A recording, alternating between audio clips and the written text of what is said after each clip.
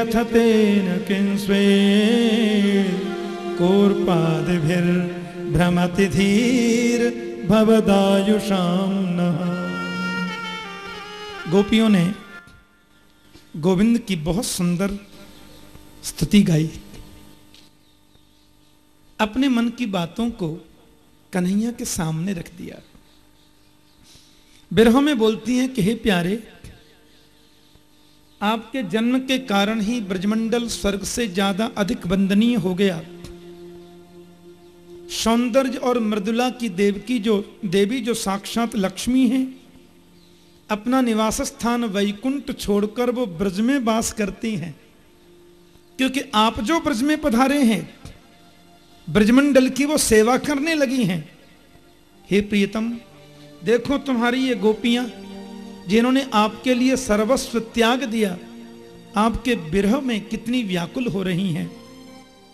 हमने तो अपने प्राणों को आपके लिए ही सुरक्षित करके रखा है और बनमन में भटककर केवल आपको ही चाहती हैं। आप आकर के हमें दर्शन दो न कन्हैया।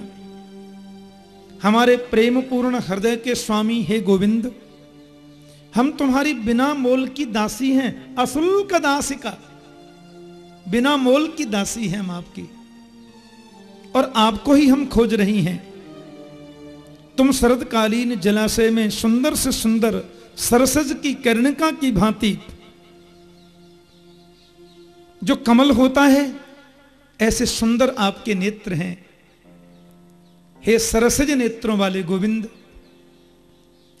हमको ऐसा लगता है किसी को तलवार से मारना ही बद नहीं है, बल्कि हमको लगता है कि आपने कमल नेत्रों से हमें जो चुरा लिया है और हमारे अंतर मन को जो अपने चरणों का दास बना लिया है, और फिर रोती विरह व्याकुलता में छोड़ करके आप हमें चले गए, तो ऐसे अपनी व्याकुलता में तड़फाना क्या ये बद नहीं होता?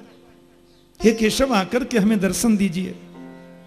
यदि इसी प्रकार से विरहाग्नि में जलाकर के हमें नष्ट करना था, तो आपने विषैले जल से कालीना को निकाल करके यमुना जल को प्रदूषण मुक्त करके हम ब्रजवासियों को क्यों बचाया? इसी प्रकार विरहाग्नि में जलाकर के भस्म करना था, तो पूरे ब्रजमंडल में दावाग्नि लगी थी, उसका पान करके आपने रक्षा क्यों की? इसी प्रकार हमें मारना था केशव, तो गिरिराज उठाकर के आपने बरसात से हम ब्रजवासियों को क्यों बचाया? बह जाने देते, मर जाने देते। जगह जगह पर पल पल में आपने हमारी रक्षा की, रक्षिता मोहु। और आज हमें रोती बिलकती छोड़कर आप वन में कहीं जाके छुप गए। हे केशव, नखल गोपिका नंदनो भवान अखिल देहिनाम अंतरात्म दृक्।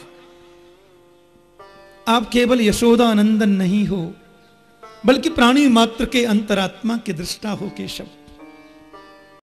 ब्रह्मा जी से बहुत प्रार्थना की गई, ब्रह्मा ने बहुत प्रार्थना की, विखन सार्थितो विश्वगुप्तये सख उदयवान सात्वताम कुले। ब्रह्मा जी की प्रार्थना पर, देवताओं की स्तुति पर, आप सबके संकट को दूर करने के लिए यदुवंश जैसे पावन कुल में अवतरित होकर आए हो केशव। हे केशव, यदुवंश में इतना कठोर तो लोग होते ही नहीं है, आप इतने कठोर बन कैसे गए? हे ब्रजवासियों की पीड़ा को हरने वाले गोविंद, हम आपकी किंकरी हैं,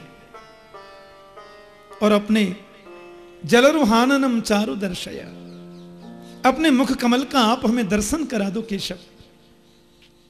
आप जानते हो आपके चरणों का कितना चमत्कार है। प्रणत देहिनाम पाप कर्षणम, आपके चरण जो है ना, उन चरणों की शरण जो ग्रहण कर ले उसके पाप का आकर्षण करते हैं आपके चरण। और आज वो चरण कैसे हो गए? बोले तृण चरानुगम श्री निकेतनम। आज आपके चरण तृण चरानुग हो गए। तृणों को चरने वाली जो गाय हैं उनका अनुगमन करने वाले आपके चरण बन गए हैं। वास्तव में तो ये श्री निकेतन है, इनमें लक्ष्मी जी का वास है। इन कोमल चरणों को आप वन में मत भटकाओ केशव, इन्हें तो हमारे वक्ष पर आसीन करो, हमारे हृदय पर आसीन करो, क्योंकि वहीं इनका स्थान है। आपको याद है, आप जब गौ चराने के लिए जाते तो आपकी एक माधुर्यमयी वाणी को सुनने के लिए हम अटारियों पर चढ़ जाती, मोखा में बैठकर के सुनती, गोविंद आ रहे होंगे, गोविंद आ रहे होंगे। आज आप इतने कठोर क्यों बन गए? एक बार आप माखन चुरा करके जा रहे थे प्रभु, तो मैं आपके पीछे दौड़ी तो तपती बालुका में आप जाने लगे। तो गोपी ने कहा कि नीतम यदि न बनीतम, नीतम नीतम तु किं तेन, आहत पिता पित भूमौ, माधव माधव माधव। मैंने कहा था कि माखन तुमने चुरा लिया, कोई बात नहीं केशव, नवनीत ही तो है, पर आह तपिता पित भूमऊ, ये भूमि बड़ी तप रही है। गोविंद माधव माधव कन्हैया, माधव माधव मत भागो मत भागो। आज उन्हीं चरणों को आप करील के कांटों में ले गए, कंकरीली जगह में ले गए। हम बिना मोल की दासी आपकी बिरह रूपी अग्नि में जलकर भस्म हो रही हैं केशव। आप ये कहोगे आपकी प्रेम, आपकी श्रद्धा सच्ची नहीं है। अरे सच्चा प्रेमी तो मेरा दशरथ जी थे, जिन्होंने जब जैसे देखा कि राम नहीं आए तो प्राण त्याग दिए। आप मेरे बिरह में रो भी रही हो और जीवित भी हो। अरे सच्चा प्रेमी तो अपना हम उसको समझें जो हमारे बिरह में प्राण ही छोड़ दे। गोपियां कहती हैं यदि ऐसा आप सोच रहे हो तो हम यही कहना चाहेंगी कि आपके बिरह में दशरथ जी तो जीवित रहे नहीं, पर माता जानकी कितने दिन रही जीवित अशोक वाटिका में।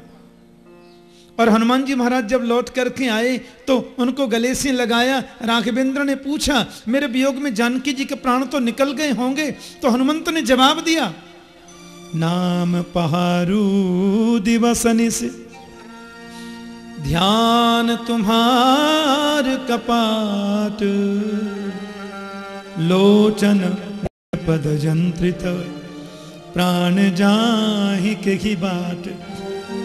आपका नाम रूपी पहरेदार 24 घंटे माता जानकी के प्राणों की रक्षा करता है, लेकिन नाम रूपी पहरेदार में धक्के देखने के प्राण निकलना चाहते हैं तो ध्यान तुम्हार कपाट, आपका ध्यान रूपी द्वार लग जाता है। लेकिन उसको भी खोलकर जब प्राण निकलना चाहते हैं, राम के वियोग में नहीं रहना शरीर में, हमको चले जाने दो, तो लोचन निज पद यंत्रित, यंत्र बोलते हैं ताले को, ताला लग जाता है निधिध्यासन का, तो प्राण जाहि की बाट। गोपियां कहती हैं हम आपके वियोग में मरना चाहती हैं केशव, हमारा प्राणांत हो जाए, बिजली गिर जाए, मर जाए। पर तब कथामृतम तप्त जीवनम, कविभिरीडितम कल्मषापहम। गोपियां कहती हैं आपके वियोग में मरने का मन है हमारा, पर आपकी कथा हमें मरने नहीं देती। क्यों?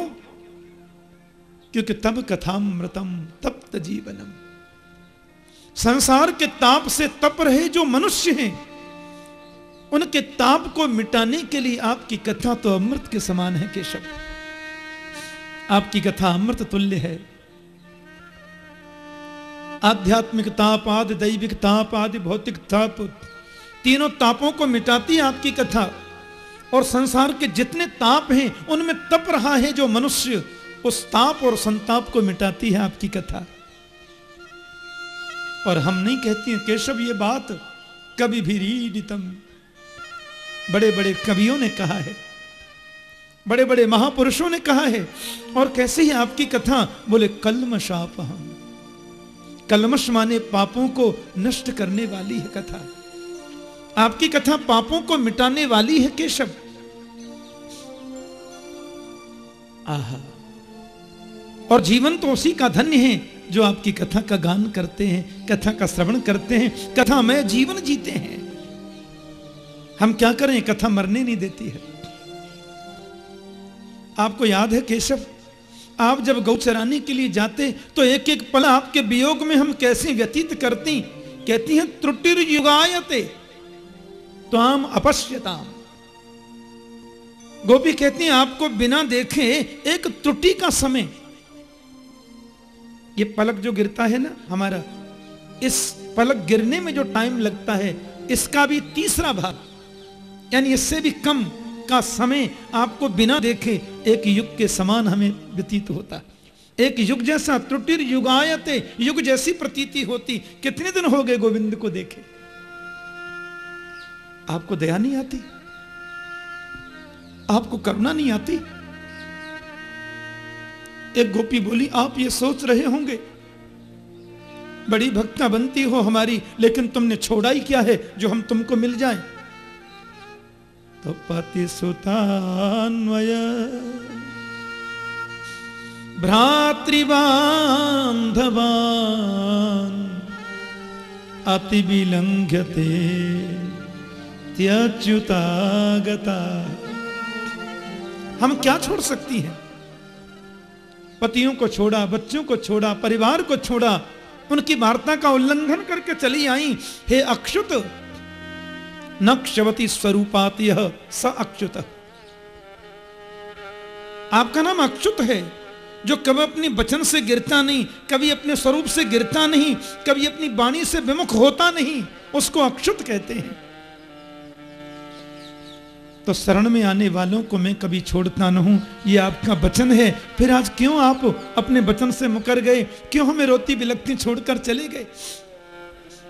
हम तो ब्रजवासी हैं गोपाल, ब्रज के वन में निवास करने वाले हैं, ज्ञान का अवलंब नहीं है, कर्म में प्रवृत्ति नहीं है, भक्ति की जानकारी नहीं है। हम तो इतना जानती हैं कि गोविंद हमारा है, आप हमारे हो और हम आपकी हैं। किसी को ज्ञान का अवलंब होता होगा, हमारा अवलंब तो आप है। और न पधारे तो हम निश्चित रूप से मर जाएंगे। महाराज गोपियों ने विभिन्न प्रकार के मंत्रों के माध्यम से अपनी मन की बात कही। कन्हैया का बस बहुत हो गया। और तासामाविरभूत सौरी स्मेमान मुखम्बुज पीतांबरधर सृग्वी साक्षान मन्मथ मन्मथ। इन गोपियों की मनस्थिति को मेरे गोविंद ने जब देखा तो पीतांबरधर सृग्वी, गोपियों के मध्य में कन्हैया प्रकट हो गए। अच्छा एक बात समझो, जरा सा समझने वाली बात है। यहां लिखा है तासाम गोपीनाम मध्य, गोपियों के बीच में कृष्ण प्रकट हो गए। क्यों जी? कहीं कृष्ण बाहर चले गए होते तब उनको कहना था तासाम गोपीनाम मध्य आगते सती, गोपियों के बीच में कृष्ण आ गए। लेकिन सुखदेव जी ने ऐसा तो नहीं कहा। सुखदेव स्वामी कहते हैं तासाम आविर्भूत,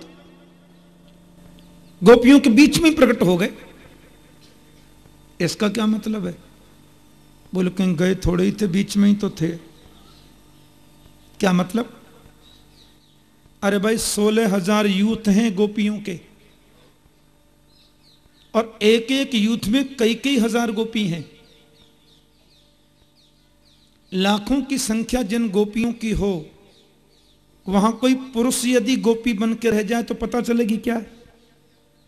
लाखों जहां बहनें हों, माताएं हों, और वहां कोई फरिया ओढ़कर पुरुष भी माता जी बनकर के बीच में चला जाए तो पता चलेगी क्या? गोविंद गोपियों की परीक्षा लेना चाहते थे, इनका भाव मेरे प्रति कैसा है। उनका अभिमान जब देखा तो मेरे गोविंद ने भी एक सुंदर सी चदरिया ओढ़ ली। आहा! और गोपी कहती हे श्री कृष्ण कहाँ हो, तो ये भी कहते हे श्री कृष्ण कहाँ हो। गोपी कहती हे प्राण वल्लभ कहाँ हो, तो ये भी कहते हे प्राण वल्लभ कहाँ हो। जब कन्हैया ने देखा बहुत हो गया, इनका भाव तो बहुत निर्मल है, तो तासाम आविर्भूत, फरिया ऐसे हटाई और मुरली लेके खड़े हो गए। बोलो जय श्री कृष्ण। आना थोड़ा ही था, अब आते तब तो बोलते। अब गोपियों को कैसा लगा? तम विलोक्यागतम प्रेष्ठम प्रत्युत फुल्ल दृशो बला उपतस्थु युगपथ सर्वा तन्न प्राणमिवागतम। कितनी सुंदर बात कह रहे हैं भगवान सुखदेव कि गोविंद जब पधारे तो गोपियों को ऐसा लगा कि जैसे शरीर से निकला हुआ प्राण वापस लौट के आ गया क्या। अरे गोविंद ही तो उनका प्राण है, कन्हैया ही तो ब्रज का प्राण है। अब कन्हैया आ गए महाराज तो मत पूछो, इतनी प्रसन्न हो गई गोपी। कोई गोपी दौड़ पड़ी, पंखा चल रही हैं, कोई चमर डुरा रही हैं, कोई हाथों को सहला रही हैं, कोई चरणों को सहला रही हैं, कहीं करील के कांटे तो नहीं लग गए। और कुछ गोपी तो टेढ़ी नजर से ऐसे देख रही है मानो खाई जाएंगी क्या। कन्हैया बोले ऐसे कहा देख रही हो हम। गोपी बोली बात करनी है आपसे दो। गोपाल बोले क्या बात है बोलो। गोपियों ने प्रश्न कर दिया। कन्हैया कुछ लोग ऐसे होते हैं जो प्रेम करने वालों से प्रेम करते हैं। भजतो नु भजन्त्येक एक एतद विपर्जयम नोभयांश भजन्त्येक एतन्न ब्रूहि साधु भो। हे महात्मा जी हमारे प्रश्न का जवाब दे दो। कुछ लोग ऐसे होते हैं जो प्रेम करने वालों से प्रेम करते हैं, कुछ लोग ऐसे होते हैं जो प्रेम नहीं करने वाले से भी प्रेम करते हैं, कुछ ऐसे होते हैं दोनों में किसी से ही नहीं करते। आपको सबसे श्रेष्ठ कौन लगता है। प्रभु ने कहा सुनो, प्रेम के बदले प्रेम, मुझे लगता है वहां थोड़ा स्वार्थ आ जाता है। प्रेम नहीं करने वाले से प्रेम, जैसे करुणा पितरो यथा। माता पिता जो होते हैं ना, यदि पुत्र थोड़ा नालायक भी हो जाए तो भी उससे प्रेम ही करते हैं, अपना ही तो है ना। लेकिन दोनों में किसी से जो मतलब नहीं रखते, ऐसे व्यक्ति, ऐसे महापुरुष चार प्रकार के होते हैं। ध्यान से सुनना। आत्मारामा, आप्तकामा, अकृतज्ञा, गुरुद्रोह। देखो जो आत्मा में रमण करता है उसे कोई मतलब नहीं, प्रेम करो तो बढ़िया, नहीं करो तो डबल बढ़िया। हाँ, आत्मा में रमण है। जिसकी कामनाएं पूर्ण हो गई उसको कुछ चाहिए तो है नहीं। तुम प्रेम करो तो अपनी बला से, नहीं करो तो अपनी बला से। जय श्री कृष्ण। हाँ, कर लो तो स्वागत है, नहीं करो तो भी स्वागत है। ये दोनों ही महापुरुष बड़ी उच्च श्रेणी के होते हैं, आध्यात्मिक रीति के होते हैं। आत्माराम और पूर्ण काम। लेकिन लौकिक विधि से यदि देखें तो प्रेम के बदले प्रेम न करना यह कृतज्ञता जैसा लगता है। और देवियों, प्रेम जिसने किया उससे प्रेम के बदले भी हमने प्रेम तो किया नहीं, प्रेम करने वाले को तकलीफ और दी। यह गुरुद्रोही का लक्षण है। अकृतज्ञा गुरुद्रोह। गोपी बोली हमें तो तुम चौथे नंबर वाले ही दिख रहे हो। कन्हैया बोले कैसे। हमने सर्वस्व त्यागे हो, आपके चरणन में आई और हमें रोती, प्रेम के बदले भी प्रेम करनो तो कुआ भाड़ में गयो, हमको तकलीफ और दई, तड़फाए। और गोपियां इतना बोल रही थीं कि मेरे गोविंद की आंखों में आंसू आ गए। और कन्हैया कहते हैं देवियों, मैं आपसे बता नहीं सकता, आपकी बराबरी कौन कर सकता है। ना हम तो सख्यो भजतोपि जंतुन भजाम्यमीसा मनोवृत्ति वृत्तये यथा धनो लब्ध धने विनष्टे तंचिंतयाम निवृतो न वेद। भगवान कहते हैं कि जीव को एक बार मिलकर के मैं अंतर्धान होता हूं। क्यों? इसका एक भाव है, यथा अधनः लब्ध धने विनष्टे।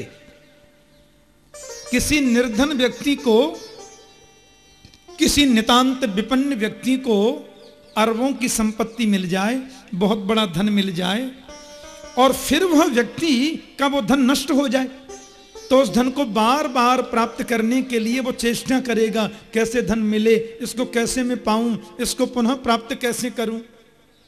देवियों, एक बार मिलकर के जीव को मैं इसीलिए अंतर्धान होता हूं कि उसकी मनस्थिति में मेरे मिलन की तड़फन और ज्यादा बढ़े। ध्यान से सुनना। और एक बात मैं कहता हूं कि लोग ज्ञान की बहुत बातें करते हैं, वैराग्य की बड़ी चर्चा करते हैं देवियों, लेकिन ज्ञान क्या है, वैराग्य क्या है, त्याग क्या है, ये किसी को प्रत्यक्ष देखना है तो गोपियों के जीवन में देखो।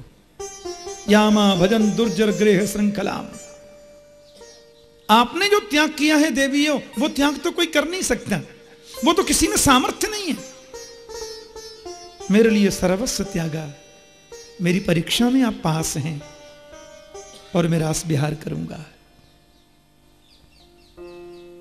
गोविंद जैसी गोपियों से रास बिहार करने को तैयार हुए, सोई वहां कामदेव जी आ गए। कृष्ण बोले आपका परिचय? बोले हम काम हैं। यहां कैसे आए? बोले सुंदर स्त्री सुंदर पुरुष हो, मां तो अपन आई जाते। कन्हैया बोले लेकिन शिव के रूप में तुमको जला के भस्म कर दिया, भूल गए?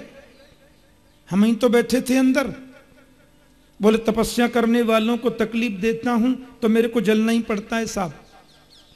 लेकिन भाई जी राम अवतार में भी तुम्हारी दाल तो हमने गलने नहीं दी थी। बोले महाराज राम अवतार में तो आप एक पत्नी व्रती थे, और जो एक पत्नी व्रत धारण करते हैं वो तो ब्रह्मचारी ही माने जाते। ऐसा नहीं है, में भागवत में भी वर्णन है, जो एक पत्नी व्रत धारण करता है वो शास्त्र की दृष्टि में एक रूप से ब्रह्मचारी ही होता है। जैसे स्वप्न में भी जिस नारी ने पर पुरुष का दर्शन नहीं किया वह पतिव्रता मानी जाती है श्रेष्ठ, ऐसे ही पत्नी के अलावा पर नारी का चिंतन भी जिसके मन में न आया, ऐसी मनस्थिति जिसकी है, उस पुरुष को भी ब्रह्मचारी कहा जाता है। ये शास्त्रीय दृष्टि है। तो रामचंद्र है परान दारान चक्षुषा नाभिपश्यति, वाल्मीकि रामायण में लिखा है कि भगवान राम ने तो श्री जानकी जी को जिस दृष्टि से देखा, उस दृष्टि और भाव से किसी नारी को देखा ही नहीं। कोई नारी उनके सम्मुख आती या तो बहन के रूप में देखते या फिर मां के रूप में देखते। इसलिए भगवान राम मर्यादा पुरुषोत्तम हैं, सबके आदरणीय हैं, हमारे प्राण हैं, और वो निश्चित रूप से एक भाव में ब्रह्मचारी ही है। लेकिन यहां यहां ये लाखों विश्व सुंदरी गोपियां और त्रिभुवन सुंदर नीलमणि आप गलबैया दे के रास रचाओगे, इधर तो मेरे बाण चलने ही वाले हैं।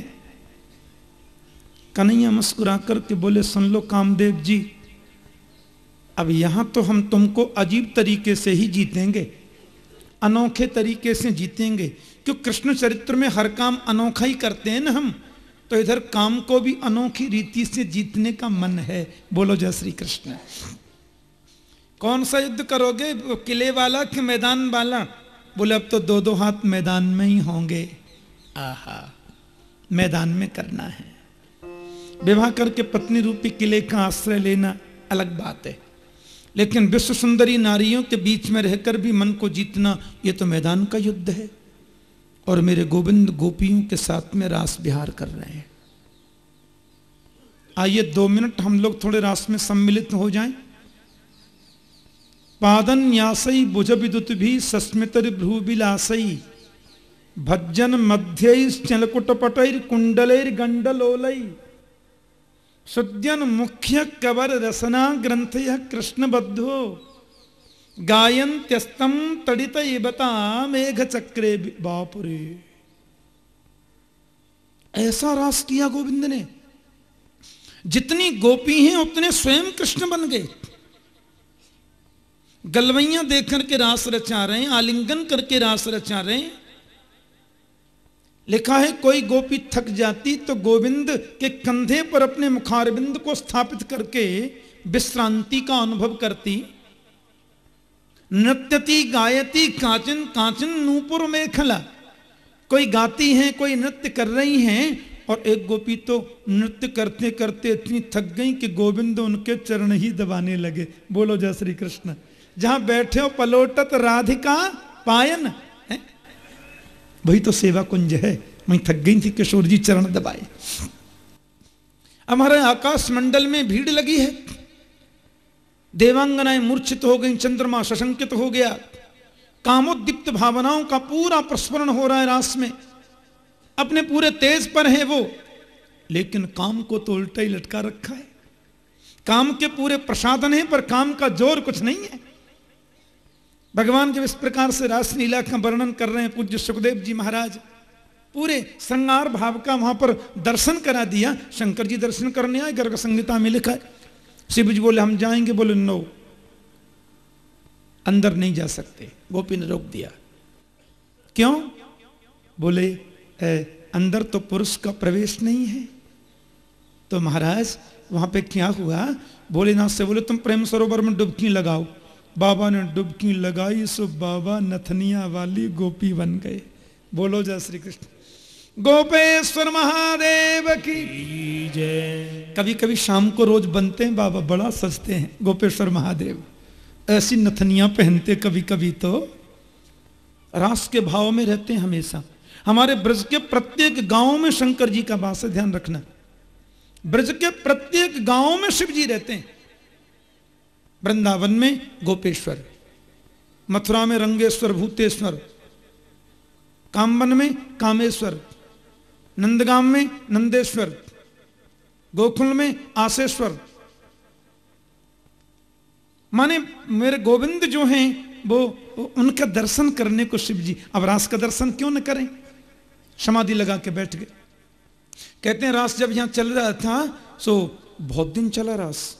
मैंने आपको कल बताया था ना, ब्रह्मा जी की एक दिन कितना बड़ा होता है ब्रह्मा का, है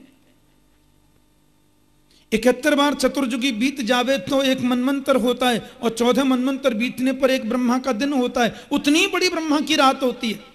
और गोविंद ने गोपियों के संग रास जो किया, उसमें ब्रह्मा की 6 महीना की रात्रियों को आमंत्रित किया। 6 महीना की ब्रह्मरात्रियां आई। पार्वती माता जी आई। जब रास हो गया तो ब्रजवासियों ने बाबा का मंदिर बना दिया। नथनिया बारे बाबा भीतर बैठे। माता पार्वती ने देखा ये तो भीतर बैठे, क्योंकि शिव जी तो अब समाधि में है, रास की समाधि लग रही है। माता जी ने सोचा कि अंदर जाने से ये पुरुष से स्त्री बन गए, और मैं वहां गई और स्त्री से पुरुष हो गई, तो इसलिए माता जी द्वार पे बैठ के बोले शंकर जी बोले हमारे वृंदावन के गोपेश्वर महादेव की ही ये झांकी है, जहां शंकर जी अंदर अकेले हैं, माता जी बाहर बैठी हैं। बोलो जय श्री कृष्ण। हाँ, नहीं तो हर शिव मंदिर में आपको माता पास में ही मिलेंगी। शंकर जी की शिवलिंगी होती है ना, बगल में ही गणेश जी, कार्तिकेय जी, और देखो नांदिया जी, माता पार्वती सब विराजमान रहती हैं ना। पर गोपेश्वर में माता जी हाथ जोड़े बाहर बैठी हैं। वो कहती हैं मैं तुम्हें लेके जाऊंगी। शिव जी बोले हमको जाना ही नहीं है, हम तो इस रूप से तो यहीं रहेंगे। ये रास का उनको आनंद मिला, उनको सुख मिला। अब यह रास का वर्णन चल ही रहा था कि परीक्षित ने तो बीच में एक प्रश्न कर दिया, और ये प्रश्न भगवान शुकदेव को बहुत अच्छा तो नहीं लगा। संस्थापनाय धर्मस्य प्रशमायेतरस्य च अवतीर्णो हि भगवान अंशेन जगदीश्वरः स कथं धर्म सेतूनां वक्ता कर्ता विरक्षिता प्रतीपम आचरद ब्रह्मन् परदाराभिमर्शनम्। और ये प्रश्न जरूर सुनना चाहिए, और इसका उत्तर जो सुखदेव ने दिया वो जरूर सुनना चाहिए। और तीर्थ में तो जरूर इस प्रश्न और उत्तर को कहना चाहिए, धाम में जरूर सुनाना चाहिए। मैं ब्रजभाषा के कोई परम संत की कविता पढ़ रहा था। उस कविता की कुछ पंक्तियां थीं। जेते हरि के धाम जहां काम क्रोध क्रीड़ा करे, भगवत रसिक अनन्य कहो भक्त कैसे टरे। भक्त कैसे तरे? जहां तीर्थ भूमि है और विशेषकर जहां भक्तजन वास करते हैं, रास का स्पष्टीकरण वहां जरूर होना चाहिए।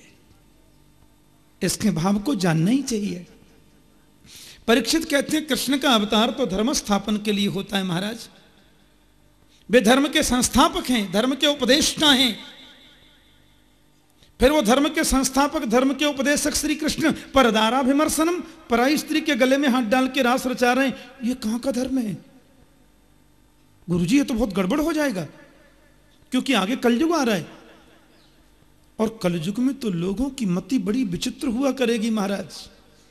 हाँ, कलयुग में तो लोगों को जरा सा लीक पॉइंट मिल जाए, कई बार तो नहीं मिले तो सजा करके बना देते हैं। बोलो जय श्री कृष्ण। हाँ, आदत होती लोगों की। लोग कहेंगे कृष्ण है ईश्वर, हम हैं उनके अंश। ध्यान देना, कृष्ण ईश्वर, हम उनके अंश। और मनुस्मृति में लिखा है धर्मस्य तत्वम निहितो गुहायाम महाजनो ये न गतः सपंथा। धर्म का तत्व गुफा में छुपा है, इसलिए बड़े लोग जिस रास्ते से जाएं छोटों को उससे जाना चाहिए। तो कृष्ण है महान ईश्वर और हमें उनके अंश, इसलिए गोविंद ने 10-5 लाख गोपियों के संग रास किया। हम 100-200 के संग ही कर ले तो क्या बुराई है। और ऐसे यदि कलयुग में लोग करने लगे भगवान, तो क्या धर्म में प्रदूषण पैदा नहीं हो जाएगा? क्या धर्म में गंदगी नहीं आ जाएगी? जरा स्पष्ट करें भगवान, प्रभु ने ऐसा क्यों किया? और यदि गोविंद ने ऐसा किया है तो फिर हम लोग कर लें तो क्या बुराई है? हम भी तो उनके अंश हैं। ईश्वर अंश जीव अविनाशी।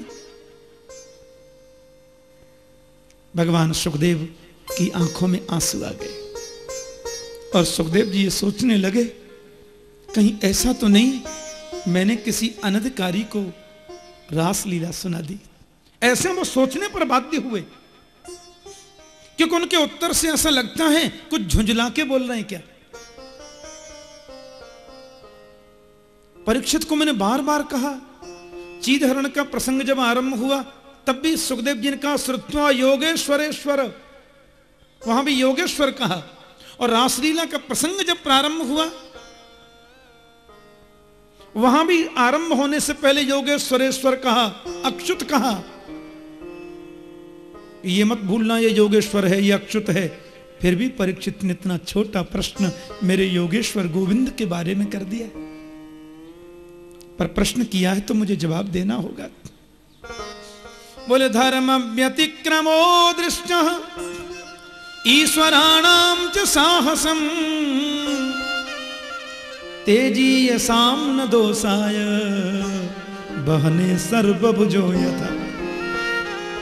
राजन, ईश्वर कोटि के जो महापुरुष होते हैं उनमें दोष नहीं लगता। हमारी नजर से यदि धर्म के विपरीत भी कुछ वो कर रहे हैं ऐसा हमें लगता हो तो उन्हें दोष इसलिए नहीं लगता कि वो ईश्वर है। बहने सर्वभुजो यथा। अग्नि जो होती है ना, अब अग्नि में आप इत्र के लगे हुए कपड़े डाल दो या गंदे कपड़े डाल दो, दोनों को जलाएगी। शुद्ध वस्त्र को जलाने से अग्नि शुद्ध नहीं होती, तो अपवित्र वस्तु जलाने से वो अपवित्र भी तो नहीं होती है। अग्नि तो दोनों से परे है राजन। दूसरी बात, आपने ये कहा कि हम ईश्वर के अंश हैं, जो ईश्वर ने किया वो हम करेंगे। नहीं कर सकते राजन। 7 दिन के कृष्ण ने पूतना को मार दिया, कोई मनुष्य मार सकता है?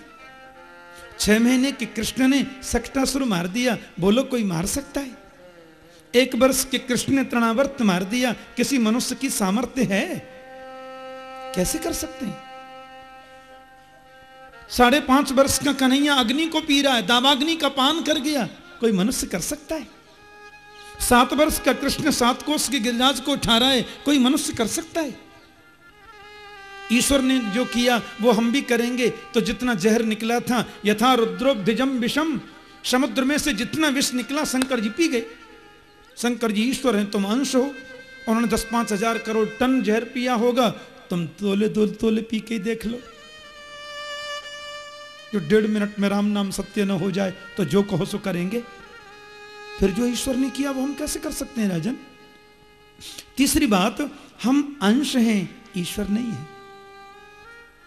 गंगा जल को कटोरी में ले लो और सूकर उससे मुंह लगा दे तो गंगा जल अपवित्र हो जाता है। गंदा मुंह लग गया सूकर का, पर बहती गंगा में पूरा सूअर भी डूब जाए तो भी कभी गंदी नहीं होती। हां, क्योंकि बहती हुई गंगा विशाल है और कटोरी का गंगा जल अंश है। हम अंश हैं, ईश्वर नहीं है। चौथी बात, राजन, मेरे गोविंद ने जो गोपियों के संग्रास किया है ना, ये कामलीला नहीं है। श्रीधर स्वामी भागवत की टीका में लिखते हैं, काम विजय प्रख्यापनार्थम सेयम रासलीला। ये कामलीला नहीं है, बल्कि काम को जीतने के लिए गोविंद ने रासलीला की थी। ब्रह्मादि जय संरूढ़ दर्प कंदर्प दर्पहा जयति श्रीपतिर गोपी रास मंडल मंडन। श्रीधर स्वामी ऐसी स्तुति करते हैं मेरे गोविंद की। काम के मन में अभिमान हो गया था, मैंने पराशर जी को जीत लिया, नारद जी को बंदर का मुंह बनवा दिया, विश्वामित्र को जीत लिया। योगेश्वर कृष्ण को जीतना चाहता था, पर कन्हैया ने भी कह दिया, कामदेव जी जंगल में जाके बभूति लगा के कौपीन पहन करके पेड़ पर उल्टे लटक कर हम काम को नहीं जीतेंगे। हम तो काम के पूरे साधनों के बीच में रहकर तुमको जीत के दिखाएंगे। यही रास का मतलब है। हम हलवा नहीं खाते, तुमको मिलता ही नहीं है तो खाओगे कहां से? अरे भाई, नहीं खाना तो वह कि मिलने पर भी इच्छा ना हो। किसी चीज के अभाव में उसका त्याग करना, यह त्याग नहीं है। चीज के उपस्थित रहने पर उसको त्यागना, वही त्यागी का लक्षण है। काम के पूरे साधन हैं, विश्व सुंदरी गोपियां हैं, और काम को प्रकट करने वाली सुंदर पवन है, रात्रि का समय है, शरद पूर्णिमा की रात्रि, कलकल निनादनी यमुना का किनारा, फिर भी कामदेव उल्टा लटका दिया। तो काम को जीतने की लीला है, यह काम लीला नहीं है राजन। काम विजय प्रख्यापनार्थम से यमरास लीला। एक और बात, गोपियों के जो पति हैं उनको गोपियों के प्रति असूया भाव हुआ ही नहीं। लिखा है, नासूयन खलु कृष्णाय मोहितास्तस्य मायया मन्यमानः स्वपार्श्वस्थान स्वान स्वान दारान ब्रजौ कसब। भगवान सुखदेव बता रहे हैं कि गोपियों के पतियों को तो ऐसा लगा कि हमारी पत्नी तो हमारी बगल में ही है। हां, किसी का उनके प्रति असूया भाव नहीं हुआ, क्योंकि यह तो दिव्य स्वरूप से की गई लीला है। गोपी माने जीव और ईश्वर माने कृष्ण। इन दोनों का मिलन है रास, और रास के द्वारा प्रभु ने काम को लटकाया आकाश में। उत्तम भयन रतिपति में रमयांचकार। क्योंकि जीव को ईश्वर से मिलने में सबसे बड़ी बाधा यदि कोई है तो केवल काम है। इसलिए कृष्ण ने रास के माध्यम से काम को जीतकर जीव रूपी गोपियों से मिलन किया। यही रास है। जहां काम तहां राम नहीं।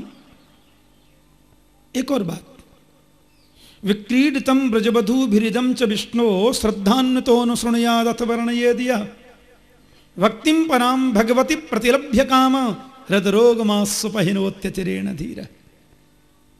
ये रासलीला की फलश्रुति है।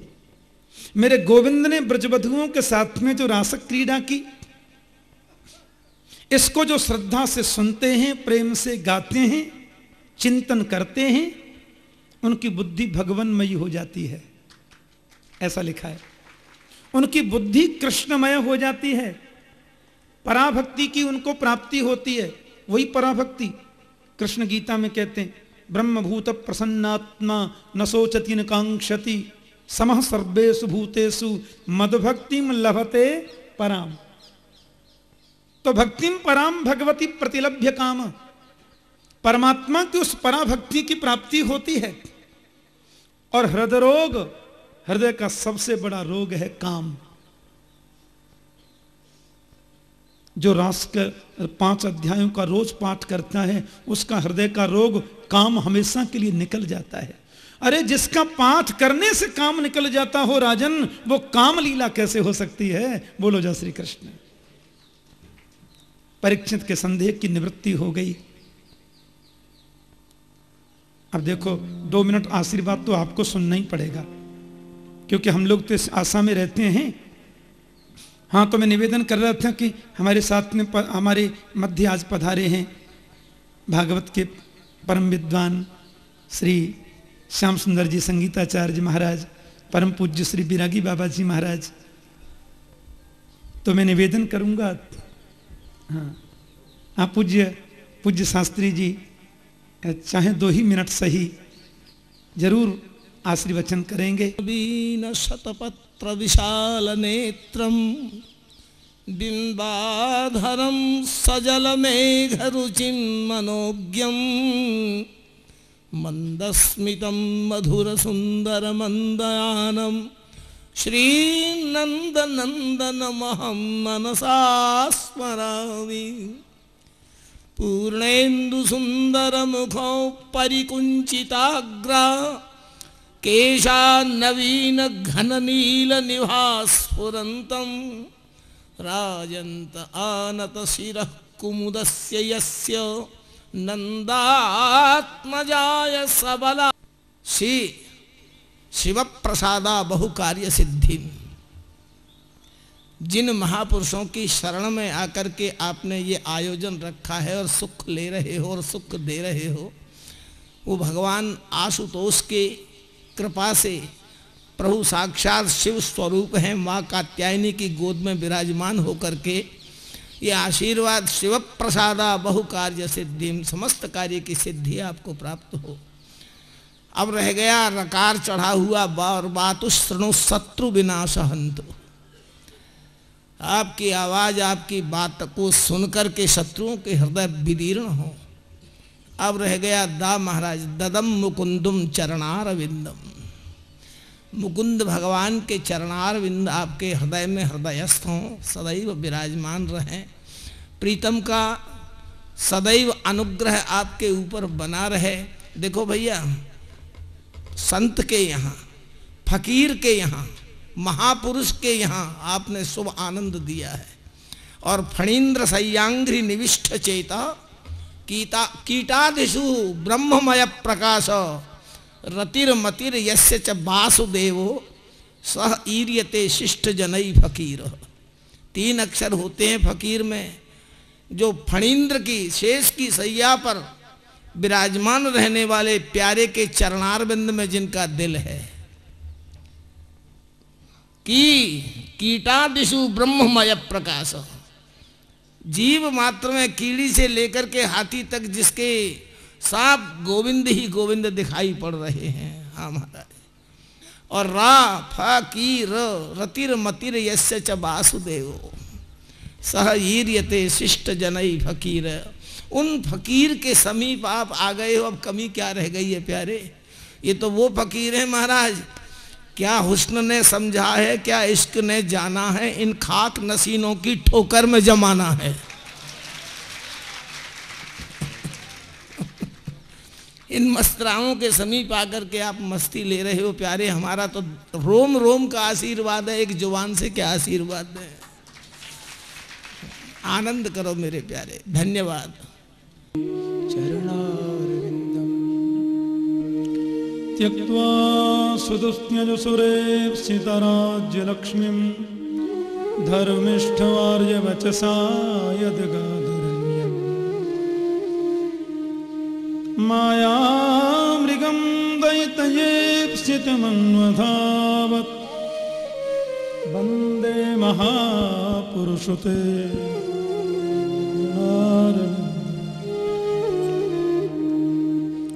अस्ति स्वस्तरुणी कराग्र विगनत कल्प प्रसूनाप्लुतम वस्तु प्रस्नुत वेणुनादलहरी निर्वाण निर्व्याकुलम स्रस्त स्रस्न निबद्धनी विविलसद गोपी सहस्रावृतम हस्तन्यस्तनतापवर्गमखिलो दारम किशोराकृति कृष्णत्वदीय मधुपङ्कज पंजरान्ते अद्यैव मे विशतु मानस राजहंस प्राण प्रयाण समये कवबाध विद्मये कंठावरोधन विधौ स्मरणं कुतस्ते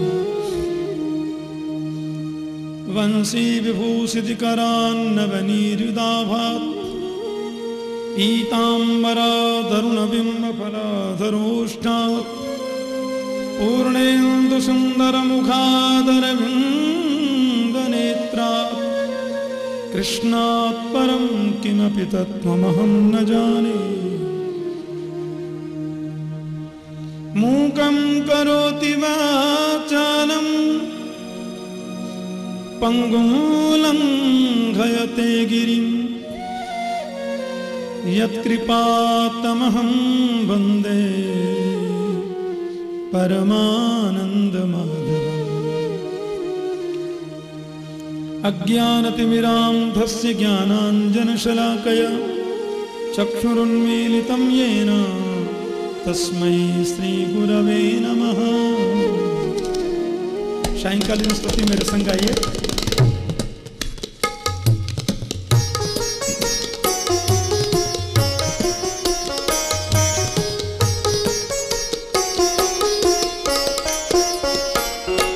भजे ब्रजे कमंडनं समस्त पाप खंडनं समस्त चित्तरंजनं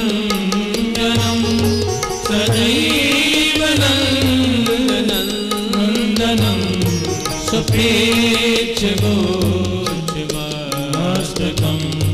सुनाद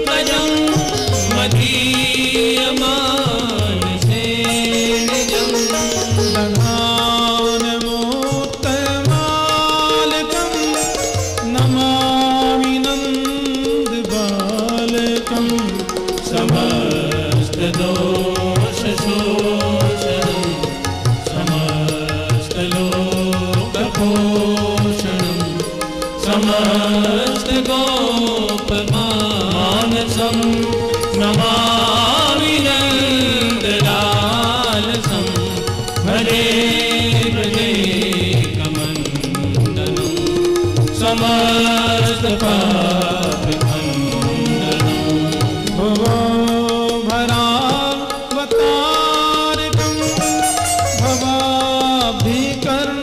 भवाभिकर्णधारकं भरावतारिकं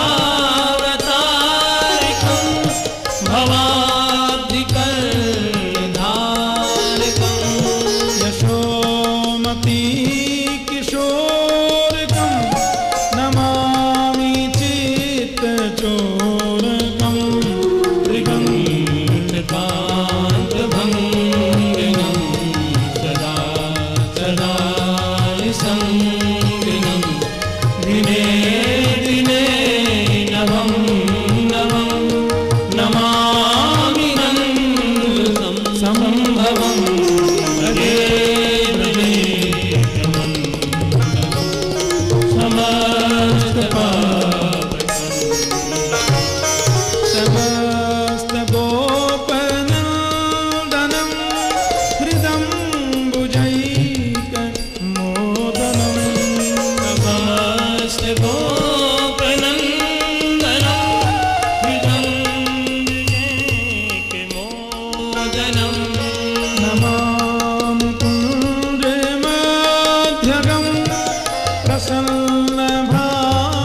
प्रसन्नभानुशोभनं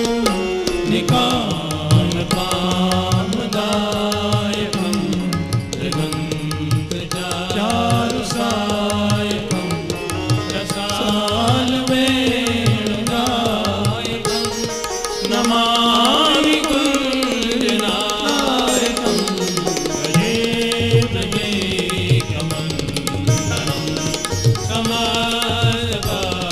समर्पापकन्दनं विदग्ध गोपिका मनो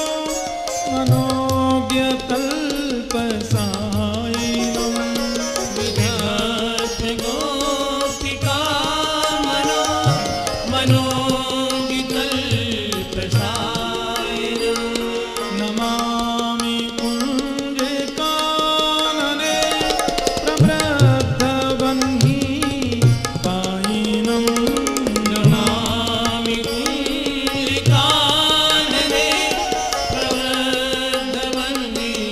प्रवृद्धवह्निपायिनं यदा तदा यथा तथा तथैव कृष्ण सत्कथा यदा तदा यथा तथा तथैव कृष्ण सत्कथा मया सदैव गीयता तथा कृपा विधीयतां